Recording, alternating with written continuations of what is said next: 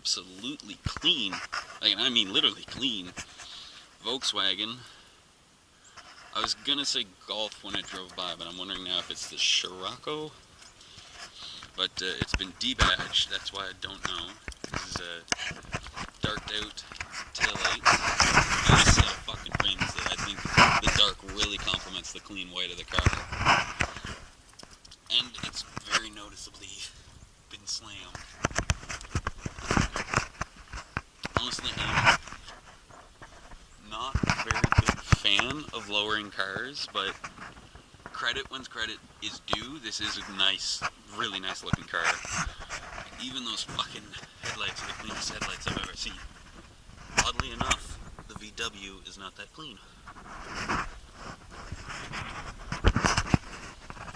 Yeah, it's actually kind of funny seeing a white car in the winter, and it is by far one of the, like, literally cleanest cars in the entire city that I've seen.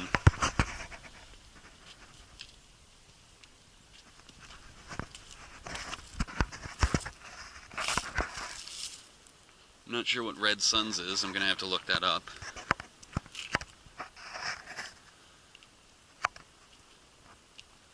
This is a nice looking car.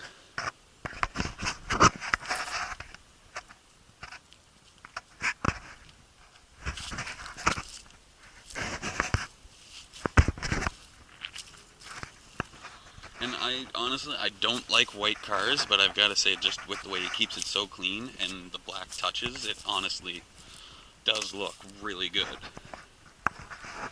And I've only seen a few white cars that look good, and I'm going to have to say this is one of them.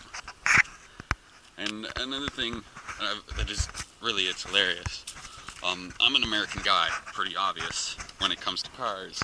And there are a few exceptions, and one of those exceptions, very oddly enough, is Volkswagen hatchbacks, and the reason 100% is Top Gear. The Top Gear special where he gets a Mark II Volkswagen Golf GTI. I like completely fell in love with those GTIs because of that episode, and because of that, hatchbacks really, I used to hate hatchbacks, but now I give them a chance because of that episode. This is a clean fucking car. Like, honestly, I can't really get over how shiny it is, because it's a white car. You'd figure it would be absolutely filthy. But no, it is fucking clean. Those exhausts are fucking baller.